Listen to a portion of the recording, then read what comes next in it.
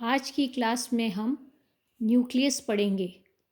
Nucleus को या केंद्रक जिसे हम कहते हैं हिंदी में सेल का हार्ट कहा जाता है। It is called the heart of the cell, क्योंकि सेल की सारी जो एक्टिविटीज़ होती हैं उनको न्यूक्लियस ही कंट्रोल करता है। न्यूक्लियस की डिस्कवरी रॉबर्ट ब्राउन ने 1831 में की थी। फ्लावरिंग प्लांट्स में इसकी डिस्कवरी की थी उन्होंने। और जो न्यूक्लियस की जो स्टडी होती है, न्यूक्लियस को कैरियोसोम कहते हैं, तो न्यूक्लियस की जो स्टडी होती है उसे कैरियोलॉजी कहा जाता है। न्यूक्लियस की हम पोजीशन देखें तो न्यूक्लियस की सेल में क्या लोकेशन होगी यह डिपेंड करता है स्पीशीज़ पर। जनरली हम देखें तो न्यूक्लियस की पोजीशन सेल में के सेंटर में ही होती है, उसके आसपास साइटोप्लाज्म होता है। परंतु कुछ सेल्स होते हैं जैसे कि एसिटेबुलेरिया जो कि ग्रीन एल्गी है, उसमें अलग अलग पोजीशंस न्यूक्लियस की सेल में देखी जा सकती हैं। पर मेनली जो न्यूक्लियस होता है वो बेसल पार्ट में सेल के प्रेजेंट होता है, और कुछ सेल्स में ये स्कैटर्ड भी होता है, साइटोप्लाज्म में फैला हुआ भी होता है। आगे हम सेल में जो न्यूक्लियस है उसकी मॉर्फोलॉजी देखें तो मॉर्फोलॉजी में हम शेप देखते हैं पहले। तो शेप जो न्यूक्लियस का है वो वेरिएबल होता है, ये अलग अलग हो सकता है। और जनरली हम देखें तो ये स्फेरिकल हो सकता है, इलिप्सॉइडल हो सकता है, फ्लैट हो सकता है, लोब्यूलेटेड हो सकता है। इनफोल्डिंग्स होती हैं जो छोटी छोटी उसके अंदर, जैसे ल्यूकोसाइट्स में हम देख सकते हैं लोब्यूलेटेड होता है, या डम्बल शेप्ड हो सकता है, वाइट ब्लड सेल्स में डम्बल शेप्ड होता है। या फिर हम देखें न्यूट्रोफिल्स जो होते हैं, ह्यूमन न्यूट्रोफिल्स, उनमें ये ट्राइलोब्ड होता है, जैसा कि आप इस चित्र में देख सकते हैं। तो ये ट्राइलोब, 3 लोब्स हैं इसके, तो ट्राइलोब्ड न्यूक्लियस भी होता है। इसके बाद हम न्यूक्लियस का नंबर देखते हैं कि नंबर क्या है। मॉर्फोलॉजी में हम आगे नंबर देखेंगे। तो कई सेल्स जो होते हैं यूजुअली हम देखें ज़्यादातर जो सेल्स होते हैं उनमें एक ही न्यूक्लियस होता है, एक ही केंद्रक होता है, और ऐसे सेल्स को हम मोनोन्यूक्लिएट सेल्स कहते हैं। परंतु कुछ सेल्स में 2 न्यूक्लियस भी हो सकते हैं जिसे हम बाई न्यूक्लिएट कहते हैं, जैसा कि हम पैरामीशियम में माइक्रो एंड मैक्रो न्यूक्लियस होते हैं, तो हम वहाँ 2 बाई न्यूक्लिएट होता है वो। और कुछ जो होते हैं जैसे कार्टिलेज है और लिवर है, वो भी बाई न्यूक्लिएट होते हैं। कभी कभी कुछ सेल्स में 2 से अधिक न्यूक्लियाई प्रेजेंट होते हैं, 3 या 3 से अधिक हो सकते हैं। और एक ही सेल में जो इतने न्यूक्लियाई प्रेजेंट होते हैं, तो इस कंडीशन को हम पॉलीन्यूक्लिएट कहते हैं।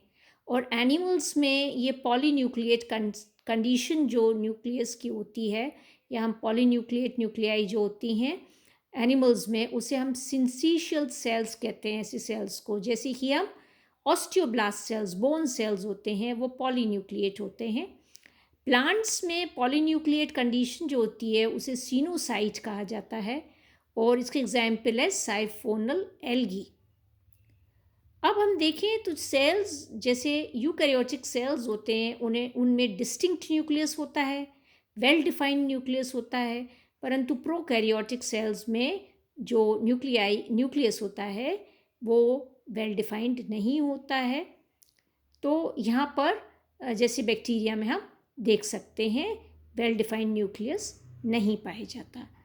आगे हम इसमें देखें तो हम इसका साइज़ देखेंगे। तो न्यूक्लियस का साइज़ सेल में डिपेंड करता है कि उसमें कितना डीएनए कंटेंट है।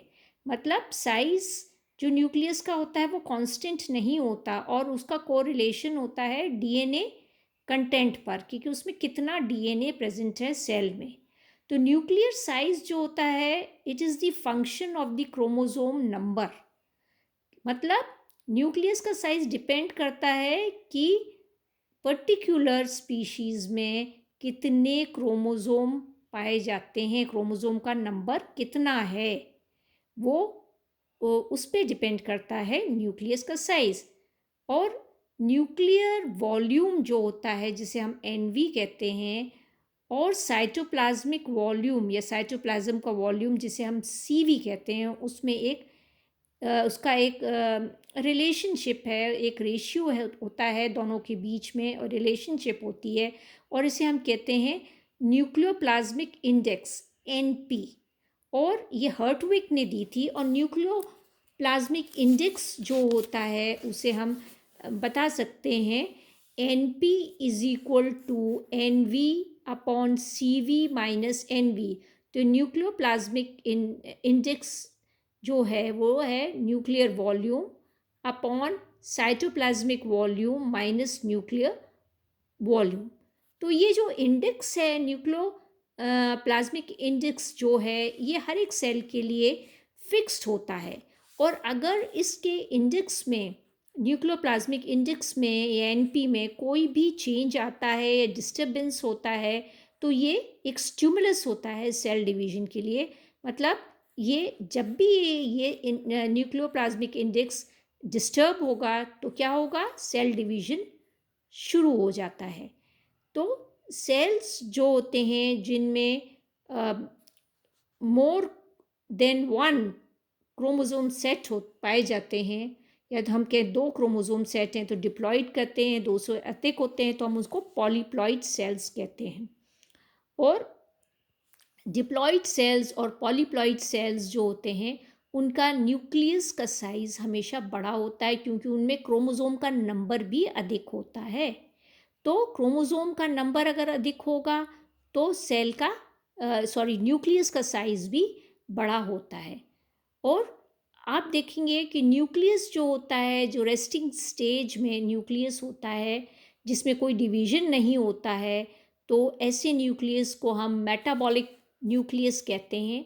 और जो डिवाइडिंग न्यूक्लियस होता है जिसे हम काइनेटो न्यूक्लियस या आर्बिटो न्यूक्लियस भी कहते हैं जर्मन लैंग्वेज में। तो यहाँ पर आज हमने सेल की न्यूक्लियस की डिस्कवरी, उसकी पोजीशन और मॉर्फोलॉजी पढ़ी है। नेक्स्ट क्लास में हम अल्ट्रा स्ट्रक्चर न्यूक्लियस का पढ़ेंगे।